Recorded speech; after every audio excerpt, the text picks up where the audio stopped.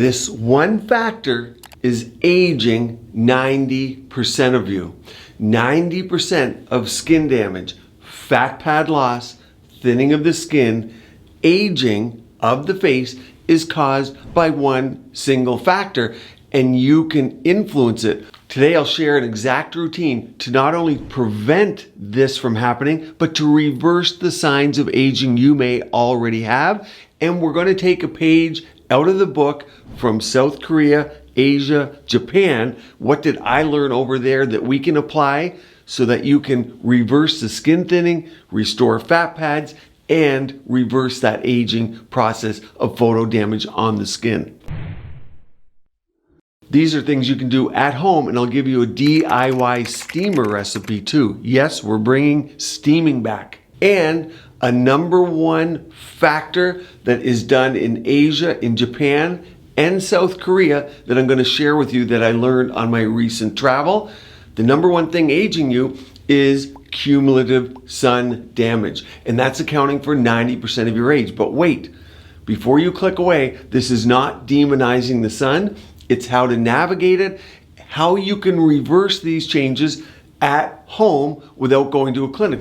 Now look here from a PubMed article. Long-term sun exposure causes chronic inflammatory skin changes. That inflammation is why you're losing fat pads. You get descent of fat, thinning of the skin that's causing wrinkling, not to mention the brown spots and the photo damage. But they go on to say, look, photo damage, this is key, fascinating. Photo damage, so the sun damage, rather than the normal aging process. We always think, oh, it's the normal aging process. The photo damage may account for 90% of age-associated cosmetic skin problems. That's why you're on this channel.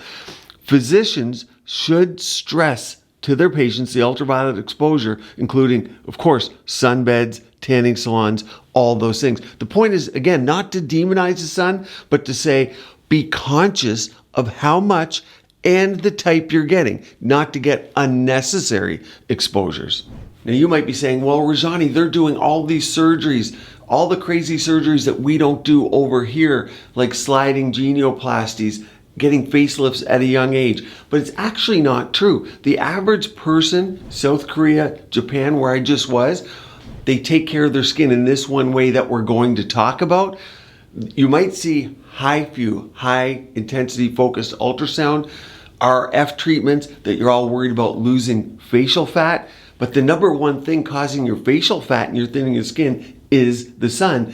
And in fact, a lot of what we can learn from Korea, Japan, and Asia is not that they're doing a lot of these intense treatments that can put their fat pads at risk. It's actually quite the opposite. Now, yesterday in clinic, when I was preparing for this video, I had a patient come in from South Korea, and I said, this is what I'm going to talk about. She said, absolutely correct, but let me give you 4 other things that I do that Koreans do that I want your patients to know. Number 1, she said, in the shower, while it's warm, in the steam part of the shower, we massage the face. We take that opportunity to massage the face.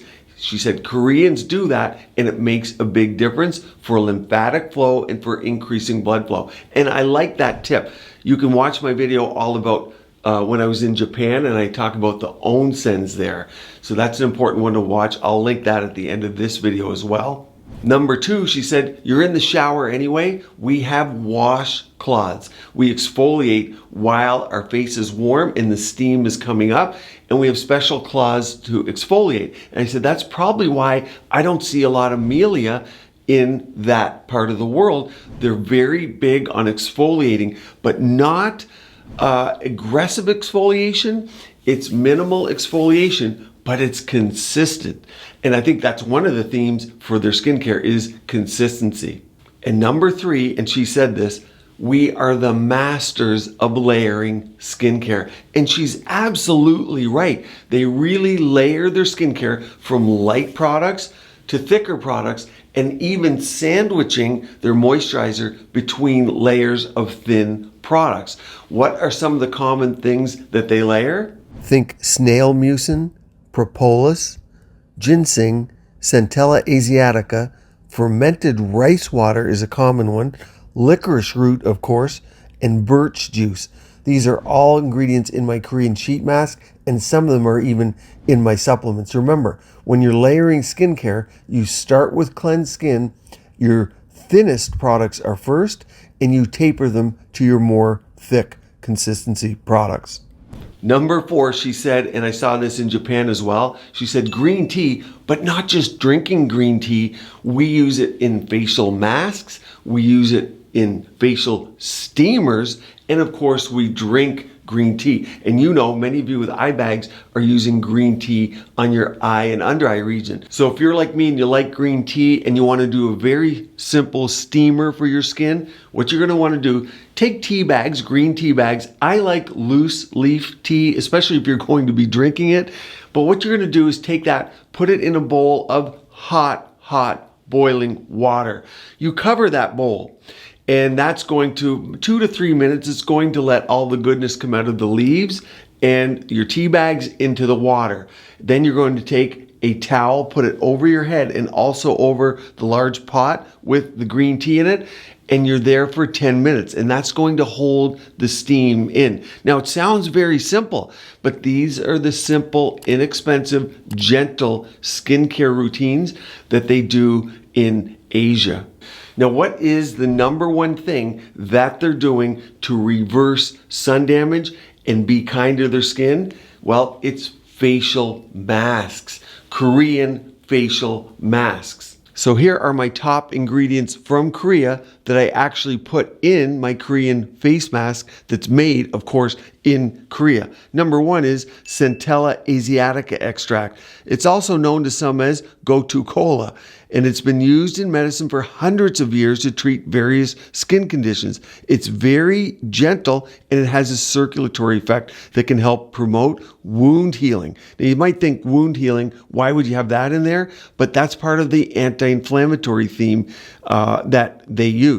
Number 2, niacinamide, of course, many of you know as vitamin B3. It helps for your pores, fine lines, and wrinkles, but it also helps by increasing the production of all important ceramides. So it helps the skin produce those naturally. And then hyaluronic acid.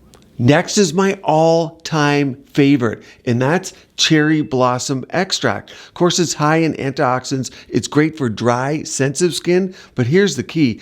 It's rich in essential fatty acids, and it helps in repair of the skin's natural barrier. I'm all about the barrier. I do a lot of chemical peels in practice, resurfacing. The skin barrier, the stratum corneum, is oh so important to decreasing inflammation. This is a key ingredient I love. My next one is sacred lotus flower extract. Now it has fatty acids as well, flavonoids, antioxidants, proteins, vitamins, and minerals. But here's the key with this one.